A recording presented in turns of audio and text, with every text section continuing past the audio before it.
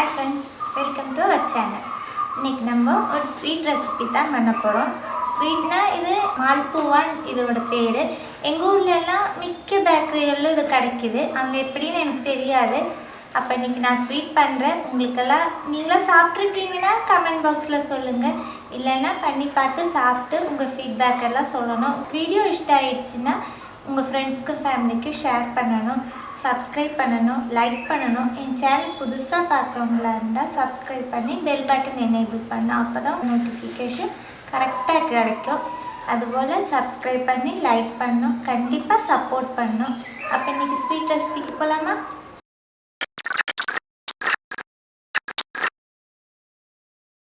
Sweet பண்ண வேண்டிய பொருள் என்னெல்லான்றதை ஃபஸ்ட்டு பார்த்துடலாம். அதுக்கு வேண்டி நான் மெஷரிங் கப்பில் 3/4 கப்பு ஆட்டா எடுத்திருக்கேன். ஆசீர்வாத ஆட்டா தான் நான் எடுத்திருக்கேன். எந்த ஆட்டாவாக இருந்தாலும் பரவாயில்ல. 3/4 கப்பு ஆட்டா எடுக்கணும். நீங்கள் எந்த மெஷரிங் கப் இல்லாமல் வேறு எந்த கப்பு எடுக்கிறதா இருந்தாலும் 1/4 கப்பு ரவை எடுத்திருக்கேன். வறுத்ததாக இருந்தாலும் பரவாயில்ல, வறுக்காததாக இருந்தாலும் பரவாயில்ல. 3/4 கப்பு ஆட்டா, 1/4 கப்பு ரவை, இதுதான் இதோட மெஷரிங் கணக்கு. அப்புறம் பெருஞ்சீரக பொடின்னா இங்கிலீஷில் ஃபனல் சீட் பவுட்ரு. பெருஞ்சீரக பொடிக்கு தமிழில் என்னன்னு எனக்கு சரியாக தெரியல. 1/4 டீஸ்பூன் ஏலக்காய் பொடி, ஒரு பிஞ்சு பேக்கிங் பவுடரில் பேக்கிங் சோடா. இதெல்லாம் ஃபஸ்ட்டு நல்லா மிக்ஸ் பண்ணி கொடுக்கணும். நல்லா மிக்ஸ் பண்ணதுக்கப்புறம் பாலில் தான் நம்ம இதை மிக்ஸ் பண்ண போகிறோம். தண்ணியில் மிக்ஸ் பண்ணக்கூடாது, பாலில் மிக்ஸ் பண்ணால் தான் இதோட கரெக்ட் டேஸ்ட்டு நமக்கு கிடைக்கும். பாலுன்றது கொஞ்சமாக சூடு இருக்கிற பால், ஒரு பாடு சூடும் வேண்டாம், தணுத்த பாலும் வேண்டாம். கொஞ்சமாக சூடு இருக்க பால் வச்சு நல்லா மிக்ஸ் பண்ணோம். நான் 1 கப்பு பால் எடுத்திருக்கேன். கொஞ்சம் கொஞ்சமாக ஊற்றி நமக்கு மிக்ஸ் பண்ணலாம். அப்புறம் எவ்வளோ வேணுன்றதை நான் மிக்ஸ் பண்ணதுக்கப்புறம் நான் உங்களுக்கு கரெக்டாக சொல்கிறேன். கொஞ்சம் கூட பால் ஊற்றி நல்லா மிக்ஸ் பண்ண, அதில் கட்டை எதுவுமே இல்லாமல் க்ளீனாக மிக்ஸ் பண்ணணும். மிக்ஸ் பண்ணி ஒரு 3/4 ஸ்டேஜ் ஆகும்போது நமக்கு இதில் ஆட் பண்ண வேண்டியது மலாய் க்ரீம் இல்லைன்னா ஃப்ரெஷ் க்ரீம் யூஸ் பண்ணலாம். நம்ம ஸ்வீட்டுக்கெல்லாம் மெயினாக இந்த க்ரீம் யூஸ் பண்ணோம். அப்போ தான் கரெக்ட் அந்த ஸ்வீட்டோட டேஸ்ட்டு நமக்கு கிடைக்கும். மலாய் க்ரீம் எல்லா இடத்துலையும் இப்போ கிடைக்கிது, இல்லைன்னா நீங்கள் ஃப்ரெஷ் க்ரீம் யூஸ் பண்ணிக்கிங்க. மலாய் க்ரீம் 2 டேபிள் ஸ்பூன் எடுத்திருக்கேன். அதுவும் நமக்கு அதில் ஆட் பண்ணி நல்லா மிக்ஸ் பண்ணி கொடுக்கலாம். நான் இது 3/4 பாகம் ஆனதுக்கப்புறம் போடணுன்னு சொல்கிறதுக்கு காரணம், நம்ம இந்த மலாய் க்ரீம் யூஸ் பண்ணும்போது அதுலேயும் பாலோட கண்டென்ட் இருக்கும். அப்போது அந்த பாலோட நம்ம மிக்ஸ் பண்ணி வச்சுருக்க பேட்ரு கொஞ்சம் கூட லூஸ் ஆகும். அது போட்டு மிக்ஸ் பண்ணதுக்கப்புறம் மீண்டும் பால் வேணும்னா மாத்திரம் பால் ஊற்றி மிக்ஸ் பண்ணால் போதும். இப்போ நான் 2 tablespoon malai cream use பண்ணியிருக்கேன். அது போட்டு நல்லா மிக்ஸ் பண்ணி கொடுக்கணும். மிக்ஸ் பண்ணதுக்கப்புறம் திக்னஸ் இருக்குன்னா மாத்திரம் நமக்கு மேலே பால் ஆட் பண்ணால் போதும். நல்லா மிக்ஸ் பண்ணணும். கொஞ்சம் திக்னஸாக இருக்குது, நான் கொஞ்சம் கூட பால் ஆட் பண்ணுறேன். அந்த பால் சேர்த்து மிக்ஸ் பண்ணலாம். இப்போ எனக்கு கரெக்டாக இருக்குது. 1 கப் பாலில் நான் 3/4 கப்பு பால் தான் எடுத்திருக்கேன். 1/4 கப்பு பால் பேலன்ஸ் அப்படியே இருக்குது. இப்போ இந்த ஸ்டேஜ் போதும் நமக்கு. இதில் நம்ம ரவை போட்டிருக்கனால இது இப்போ ரொம்ப 15 நிமிஷம் ரெஸ்ட் பண்ணுறதுக்கு வைப்போம். ரவை போட்டிருக்கனால ரெஸ்ட் பண்ணி 15 நிமிஷம் கழிஞ்சு எடுக்கும்போது கொஞ்சம் கூட திக்னஸாக இருக்கும். அப்போ திக்னஸ்ஸு ரொம்பவா நமக்கு ஃபீல் பண்ணுறோன்னா அப்போது கொஞ்சம் கூட பால் ஆட் பண்ணால் போதும். இப்போ நமக்கு இந்த ஸ்டேஜ் கரெக்டு. இனி நமக்கு 15 நிமிஷம் இதை ரெஸ்ட் பண்ண வைக்கலாம். நான் வேறு ஒரு பேன் அடுப்பத்து வச்சுருக்கேன். இது நமக்கு இப்போ சுகர் கேரமல் பண்ணணும். சுகர் கேரமல்னால் ஒரு கம்பி பதம் அந்த மாதிரியெல்லாம் ஒன்றும் வர வேண்டாம். கேரமல் பண்ணி சர்க்கரையெல்லாம் தண்ணியோடு அழிஞ்சிடுச்சுன்னா நம்ம கையில் லைட்டாக தொட்டு பார்க்கும்போது லைட்டாக ஒட்டினா போதும். அந்த ஒரு ஸ்டேஜ் ஆகும்போது நமக்கு ஆஃப் பண்ணலாம். அதுக்கு வேண்டி நான் 250 கிராம் மெஷரிங் கப்பில் 1 கப்பு சுகர் எடுத்திருக்கேன். நம்ம ஸ்வீட் பண்ணும்போது எப்போவுமே அளவு கரெக்டாக இருக்கணும். அப்போ தான் நமக்கு ஸ்வீட் கரெக்டாக கிடைக்கும். 1 கப் சுகருக்கு அதே கப்பில் 1 கப்பு தண்ணி எடுத்திருக்கேன். தண்ணி நான் சர்க்கரையில் ஊற்றி கொடுத்துட்டேன். இனி எல்லாம் மிக்ஸ் ஆகி கேரமல் ஆகி வரட்டும். இப்போ நம்ம சர்க்கரையெல்லாம் தண்ணியோட அழிய ஆரம்பிச்சிடுச்சு. நல்லா மிக்ஸ் பண்ணி கொடுத்தா போதும். சீக்கிரமாக அதுவும் மீடியம் ஃப்ளேமில் வச்சே பண்ணுங்கள், ஹை ஃப்ளேமில் வைக்க வேண்டாம். இதில் நான் கொஞ்சமாக குங்குமப்பூ ஆட் பண்ணுறேன். நம்ம குங்குமப்பூ ஆப்ஷனல் தான், உங்ககிட்ட இருந்தால் நீங்கள் ஆட் பண்ணுங்கள். ஸ்வீட்டில் குங்குமப்பூ இருந்தால் அது ஒரு டேஸ்ட் இல்லையா, அதனால தான் குங்குமப்பூ ஆட் பண்ணேன், அது ஆப்ஷனல். அதே போல் 1 டீஸ்பூன் ஏலக்காய் பவுடர் ஆட் பண்ணியிருக்கேன். குங்குமப்பூ இல்லைன்னா ஏலக்காய் மட்டும் ஆட் பண்ணால் போதும். இப்போ நம்ம குங்குமப்பூ போட்டதுனால நம்ம கேரமல் கொஞ்சம் ஒரு எல்லோயிஷ் கலராக வந்திருக்கும். குங்குமப்பூ இல்லைன்னா அது ஒயிட் கலராக தான் இருக்கும். நல்லா மிக்ஸ் பண்ணி கொடுத்து நல்லா கொதி வர வரைக்கும் நமக்கு வெயிட் பண்ணலாம். நல்லா கொதி வர ஆரம்பித்ததுக்கப்புறம் ஒரு பிஞ்சு சால்ட் ஆட் பண்ணி கொடுங்க. ஸ்வீட் ரெசிபிக்கு எல்லாம் நமக்கு ஒரு பிஞ்சு சால்ட் இருந்தால் அந்த இனிப்பு கரெக்டாக பேலன்ஸ் பண்ண முடியும். அதனால் ஒரு பிஞ்சு சால்ட் ஆட் பண்ணி கொடுத்தா போதும்.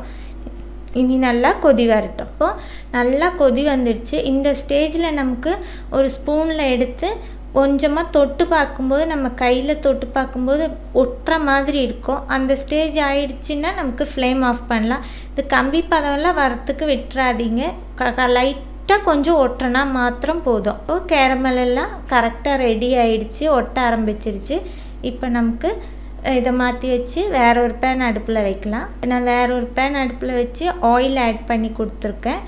கேரமல் தனியாக வேறு சைடும் வச்சுருக்கேன். நம்ம இந்த ஆயிலில் போட்டு ஃப்ரை பண்ணி உடனே கேரமலில் போடணும். அதனால் கேரமலும் நான் பக்கத்தில் தான் வச்சுருக்கேன். நான் ஒரு பேனில் ஆயில் ஆட் பண்ணியிருக்கேன். இது உங்களுக்கு நெய்யில் தான் பொரிக்கணும்னு தோணுதுன்னா நெய்யில் ஃபுல்லாக பொரிக்கலாம், இல்லை நெய் பாதி ஆயில் பாதி போட்டு மிக்ஸ் பண்ணி பொரிக்கலாம். நான் ஆயிலில் தான் பொரிக்கிறேன். இப்போ எண்ணெய் சூடாக ஆரம்பிச்சிடுச்சு. நம்ம பேட்ரு கரெக்டாக 15 நிமிஷம் கழித்து கரெக்டாக ரெடி ஆகிருக்கு. இந்த ஸ்டேஜில் தான் நமக்கு இருக்கணும் பேட்ரு. அப்புறம் பால் எதுவும் ஆட் பண்ணல. 1/4 கப்பு பால் அப்படியே பேலன்ஸ் இருக்குது. எனக்கு கரெக்டாக இருக்குது. இந்த திக்னஸ் இருக்கணும். அதுபோல் நம்ம தோசையெல்லாம் ஊற்றுவோம் இல்லையா, அந்த மாதிரி ஒரு குழிக்கரண்டி எடுத்துக்குங்க.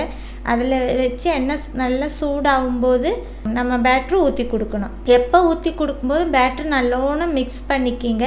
அதுபோல் நம்ம ஊற்றும் போதும் நம்ம கரண்டி மேலே பிடிச்சி ஊற்றணும். கிட்ட எண்ணெய் பக்கத்தில் வச்செல்லாம் ஊற்ற வேண்டாம். அப்போ தான் நமக்கு அது கரெக்டாக ப்ளஃபியாக வரும். இப்போ அதை ஊற்றுனதுக்கப்புறம் நம்ம அதை டிஸ்டர்ப் பண்ண ஒன்றுமே வேண்டாம். அப்படி இப்படியெல்லாம் இலக்க எதுவுமே வேண்டாம். அது தனியாக மேலே பொந்தி வரும். அதுக்கப்புறம் நம்ம திருப்பி போட்டு கொடுத்தா போதும். இப்போது நம்ம ஊற்றின பேட்ரு நல்லா ஒரு சைடு நல்லா ப்ரௌன் கலர் ஆகிட்டு பொந்தி வந்துடுச்சு. நீ நமக்கு இது திருப்பி போட்டு கொடுக்கலாம். அதே போல் 2 சைடுமே ப்ரௌன் கலர் ஆக்கி எடுக்கணும். இப்போ நம்மளோட ஃபஸ்ட் ஊற்றின பேட்ரு ரெடி ஆகிடுச்சு. நம்ம எடுத்து எண்ணெயெல்லாம் நல்லா போயதுக்கப்புறம் பாவில் போட்டு கொடுக்கலாம். இதுக்கு எண்ணெய் போகிறதுக்கு வேற ஒரு கரண்டி கையில் வச்சுக்கோங்க. அதுவும் அந்த கரண்டியும் இந்த கரண்டியும் வச்சு நல்லா ப்ரெஸ் பண்ணி கொடுத்தா பேலன்ஸ் இருக்க ஆயிலெல்லாம் கம்ப்ளீட்டாக போயிடும். அதுக்கப்புறம் நம்ம கேரமலில் போட்டு கொடுக்கலாம். கேரமலில் போடும்போது கேரமல் எப்போவுமே சூடாக இருக்கணும். கேரமல் லைட்டாக ஆறிடுச்சுன்னு தோணுதுன்னா அப்போ மறுபடியும் நீங்கள் கொஞ்சம் சூடு பண்ணிக்கிங்க. எப்போவுமே நம்ம இது ஃப்ரை பண்ணி எடுத்த உடனே சூடோடு தான் கேரமலில் போடும் வேணும். கேரமலுக்கும் சூடு வேணும். இப்போ நான் அது கேரமலில் போட்டு வச்சுருக்கேன். நல்லா மிக்ஸ் பண்ணி கேரமலில் நல்லா மிக்ஸ் பண்ணி கொடுங்க. இப்போ நம்ம அடுத்த பேட்டரும் அதே போல் ஊற்றலாம். மேலே கரண்டி வச்சு ஊற்றுங்க. இந்த பேட்ரு ரெடியாகி வர வரைக்கும் நம்ம ஃபஸ்ட்டு கேரமலில் ஃப்ரை பண்ணி போட்டிருக்கோம் இல்லையா, அது அவ்வளோ நேரம் கேரமல்லே இருக்கட்டும். இப்போ நம்ம அடுத்த பேட்டரும் எண்ணெயிலேருந்து ஒரு சைடு ரெடி ஆகிட்டு வந்துடுச்சு. இப்போ நம்ம திருப்பி போட்டு கொடுக்கலாம். இப்போ நம்ம ஃபஸ்ட்டு ஃப்ரை பண்ணி போட்டது ஒன்று திருப்பி போடுங்க. ஒரு வாட்டி கூட அப்படி இப்படி திருப்பி போடுங்க. இப்போ செகண்ட் போட்டதும் ரெடி ஆகிடுச்சு. அதுவும் அதே போல் எண்ணெயில் எடுத்து வேற ஒரு கரண்டி வச்சு பேலன்ஸ் ஆயிலெல்லாம் ப்ரெஸ் பண்ணி நம்ம கேரமலில் போட்டது நம்ம வேறு ப்ளைட்டில் மாற்றிட்டு இதுவும் அதில் போட்டு கொடுக்கலாம்.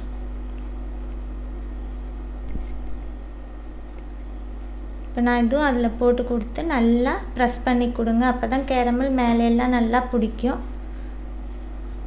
அதே போல் நமக்கு அடுத்த பேட்டரும் ஊற்றி கொடுக்கலாம். ஊற்றும்போது இந்த ஒரு இது மாத்திரம் நல்லா நீங்கள் ஞாபகம் வச்சுக்கணும். மேலே கரண்டி வச்சு ஊற்றணும். இப்போ நம்மளோட அதுவும் ரெடி ஆகிடுச்சு. அதுவும் திருப்பி போடலாம்.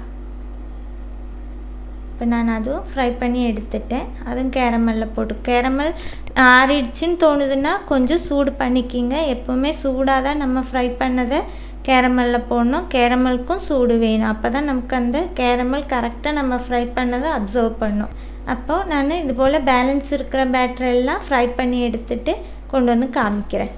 இப்போ நான் எல்லாமே ஃப்ரை பண்ணி எடுத்துட்டேன். அந்த பேட்டருக்கு எனக்கு கரெக்டாக 6 எண்ணம் வந்தது. அதில் நான் 5 எண்ணம் தான் ப்ரெசன்ட் பண்ணியிருக்கேன். ஒரு எண்ணம் மாற்றி வச்சுட்டேன். இப்போ 5 எண்ணம் நான் கரெக்டாக ப்ளைட்டில் வச்சு காமிச்சிருக்கேன். அது மேலே நான் கொஞ்சம் நட்ஸு பதாம் போட்டிருக்கேன். உங்களுக்கு அதான் ஆப்ஷனல், உங்களுக்கு வேணும்னா நீங்கள் போடலாம், இல்லைன்னா குழப்பம் ஒன்றும் இல்லை. இனி நமக்கு இது வேறு ஒரு ப்ளைட்டில் செட் பண்ணி நம்ம கேரமல் எல்லாம் ஊற்றி கொடுக்கலாம். இது நம்ம சாப்பிடும்போது அந்த கேரமல் ஊற்றி சாப்பிட்ணும், அப்போ தான் கரெக்டாக அந்த டேஸ்ட்டு நமக்கு கிடைக்கும். இப்போ நல்லா வேறு ப்ளைட்டில் செட் பண்ணியாச்சு. நம்ம பாத்திரத்தில் வச்சுருந்த பேலன்ஸ் கேரமல் அது மேலே அப்படியே ஊற்றி கொடுக்கலாம். அப்போ தான் நமக்கு அது சாப்பிடும்போது நல்லா இனிப்பாக நல்லா டேஸ்ட்டாக இருக்கும்.